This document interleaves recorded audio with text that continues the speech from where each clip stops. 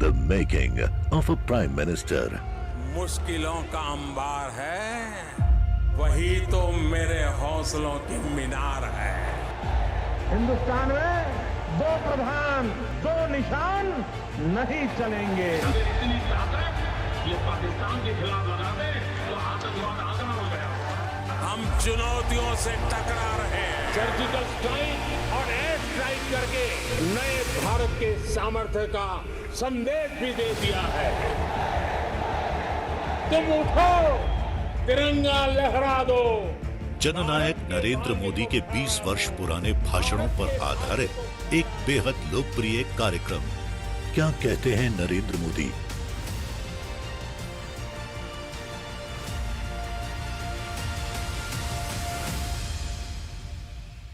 नमस्कार, मैं हूं आपके साथ पूजा यादव। हमारे खास प्रोग्राम क्या कहते हैं नरेंद्र मोदी में आज आपको सुनवाएंगे पीएम मोदी का वो ऐतिहासिक भाषण जिन्होंने 7 फरवरी 2021 को पश्चिम बंगाल के हल्दिया में दिया। अपने भाषण में पीएम मोदी ने कहा कि बंगाल के सामर्थ्य ने हमेशा देश को दिशा दिखाई है, देश का मार्गदर्शन किया और बंगाल पहले से जितना आगे था, अगर बीते दशकों में उसकी वो गति और बढ़ी होती तो आज बंगाल कहां से कहां पहुंच गया होता। साथियों, गुलामी के कालखंड में भी पश्चिम बंगाल देश के सबसे विकसित राज्यों में सर्वोपरि रहा है। यहां हर प्रकार का इंफ्रास्ट्रक्चर बाकी देश के मुकाबले बहुत मजबूत था। उस कालखंड में भी यहां रोजगार के, स्वरोजगार के अनेकों अवसर थे।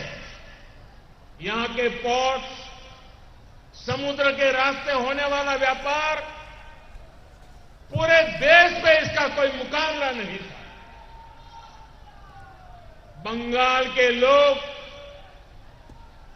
यहां के किसान इतने परिश्रमी हैं, यहां की जमीन इतनी उपजाऊ है।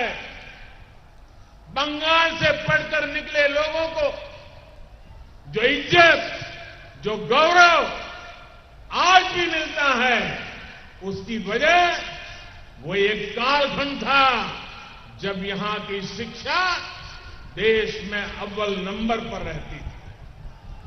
बंगाल के सामर्थ्य ने हमेशा देश को दिशा दिखाई है, देश का मार्गदर्शन किया है।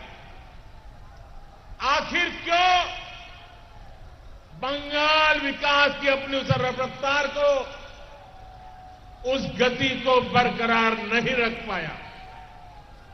बंगाल पहले से जितना आगे था, अगर बीते दशकों में उसकी वो गति और बड़ी होती तो आज बंगाल कहां से कहां पहुंच गया होगा। अगर मैं हल्दिया पोर्ट सिटी की ही बात करूं तो ये chemical, petrochemical, fertiliser, food processing, ports और शिपिंग जैसे सेक्टर्स का एक प्रकार से हब रहा है। तो फिर ऐसा क्या हो गया कि अन्य राज्यों के बंदरगाह व्यापार कारोबार के बड़े केंद्र बनते चले और पश्चिम बंगाल पीछे रह गया? साथियों, आज यहां जितने भी उद्योग है,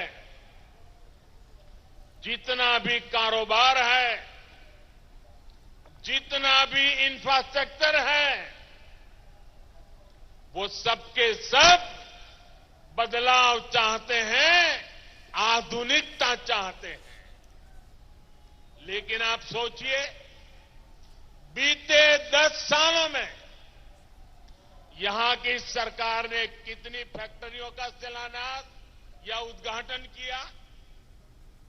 उस बड़े स्टील प्लांट का क्या हुआ जो यहां की अराजक व्यवस्थाओं के कारण शुरू ही नहीं हो सका?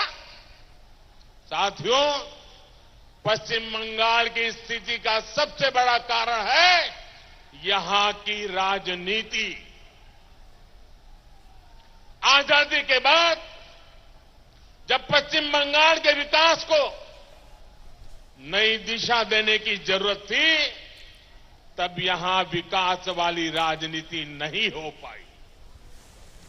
पहले कांग्रेस ने शासन किया तो भ्रष्टाचार का बोलबाला रहा, फिर लेफ्ट का शासन लंबे समय तक रहा। उन्होंने भ्रष्टाचार के साथ साथ अत्याचार को जोड़ दिया और दोनों की तरफ आगे बढ़े और विकास पर उन्होंने ब्रेक लगा दिया। 2011 में पूरे देश की नजरें बंगाल पर थी। लेफ्ट की हिंसा और भ्रष्टाचार का जर्जर किला ढहने की कगार पर था। उस समय ममता दीदी ने बंगाल से परिवर्तन का वादा किया। उनके इस वादे ने पूरे देश का ध्यान खींचा।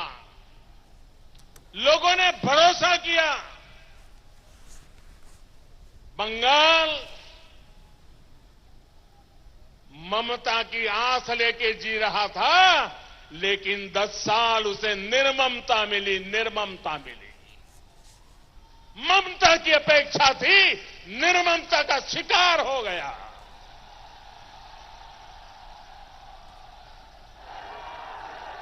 लेकिन ममता सरकार के पहले साल में ही ये साफ हो गया कि बंगाल को जो मिला है वो परिवर्तन नहीं, ये तो लेफ्ट का पुनर्जीवन है, और वो भी ब्याज समेत, सूद समेत।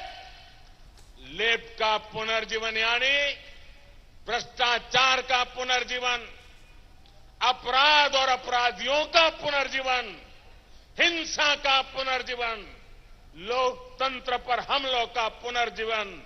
इससे पश्चिम बंगाल में गरीबी का दायरा और बढ़ता गया। पुराने उद्योगों में ताले लगते चले गए। नए उद्योग लगाने के लिए कोई उत्साह नहीं रहा। किसान को उतनी सुविधा नहीं मिलती जितनी मिलनी चाहिए थी। जब सरकारी संरक्षण में लोग प्रॉपर्टी पर कब्जा करेंगे, जब सड़कों पर आए दिन खून खराबा होगा, जब सरकारी भर्तियां पार्टी के लोग करेंगे, तो बंगाल के सामान्य नौजवान को रोजगार कैसे मिलेगा? साथियों, बंगाल में आप दीदी से अपने अधिकार की बात पूछ देंगे तो वो बौखला जाती है, चिलमिला जाती है। यहां तक कि भारत माता की जय के नारे लगा दो तो भी वो नाराज हो जाती है। लेकिन देश के खिलाफ बोलने वाले कितना भी जहर उगल दे, दीदी को गुस्सा ही नहीं आता है। अभी आपने न्यूज में देखा होगा, इन दिनों भारत को बदनाम करने के लिए कैसे कैसे अंतर्राष्ट्रीय षड्यंत्र सामने आ रहे हैं, कैसी कैसी साजिशें खुल रही है। अब तो इस बात की प्लानिंग की जा रही है कि कैसे भारत को बदनाम करना है, कैसे भारत की छवि को बिगाड़ना है। साजिश करने वालों की बेचैनी इतनी ज्यादा है कि भारत को बदनाम करने के लिए वो चाय से जुड़ी भारत की पहचान पर हमला करने की बात कर रहे हैं। टी वर्कर्स की कड़ी मेहनत पर हमला करने का षड्यंत्र किया जा रहा है। योग जैसी भारत की विरासत, जिसे महर्षि अरविंदो और स्वामी विवेकानंद जैसे अनगिनत महापुरुषों ने, ऋषियों मुनियों ने निस्वार्थ भाव से दुनिया तक पहुंचाया, उस योग पर हमला किया जा रहा है। लेकिन क्या आपने भारत के खिलाफ इन षड्यंत्रों पर, इन साजिशों पर दीदी के मुंह से एक भी वाक्य सुना है क्या? अनेक ऐसे हैं जिन्होंने देश के लोगों ने दशकों तक सेवा का मौका दिया, वो भी या तो चुप है या इन षड्यंत्रों का समर्थन कर रहे हैं। लेकिन इन षड्यंत्रकारियों से मैं कहना चाहता हूं, देश इन षड्यंत्रों का पूरी ताकत से जवाब देगा। साथियों, मां, माटी, मानुष की बातें करने वालों में आज भारत माता के लिए आवाज बुलंद करने का साहस नहीं है।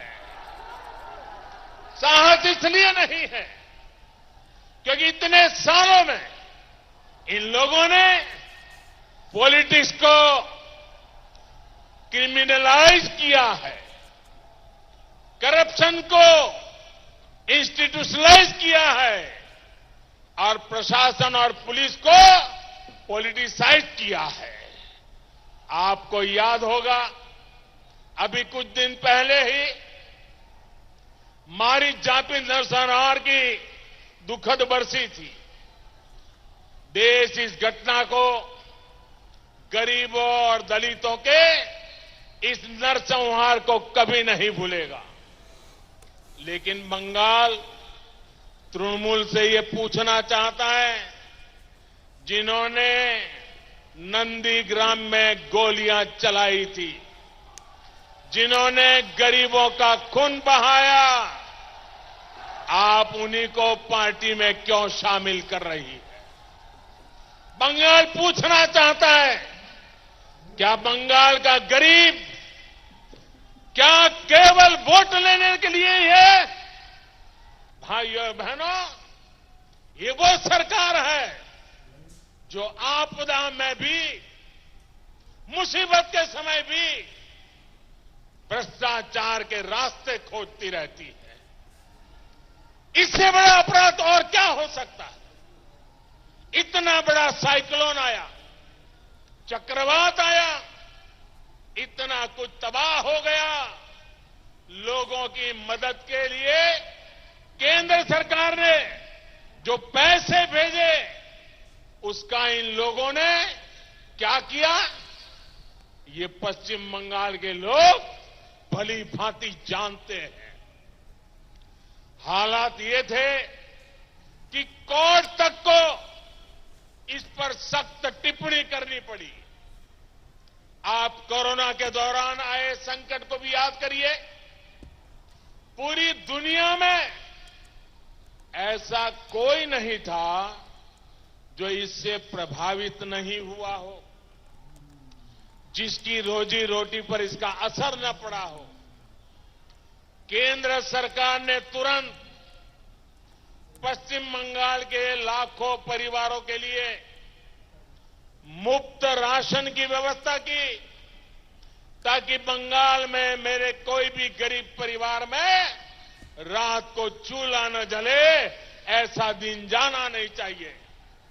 लेकिन केंद्र सरकार के भेजे राशन को भी यहां की सरकार सही तरीके से गरीबों तक पहुंचाने में असफल रही। The making of a Prime Minister. मुश्किलों का अंबार है, वही तो मेरे हौसलों की मीनार है।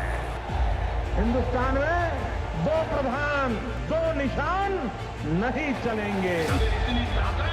ये पाकिस्तान के खिलाफ लगाते तो आतंकवाद आगना हो गया।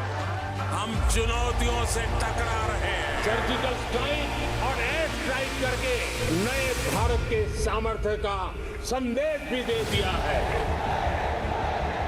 तुम उठो, तिरंगा लहरा दो। जननायक नरेंद्र मोदी के 20 वर्ष पुराने भाषणों पर आधारित एक बेहद लोकप्रिय कार्यक्रम क्या कहते हैं नरेंद्र मोदी।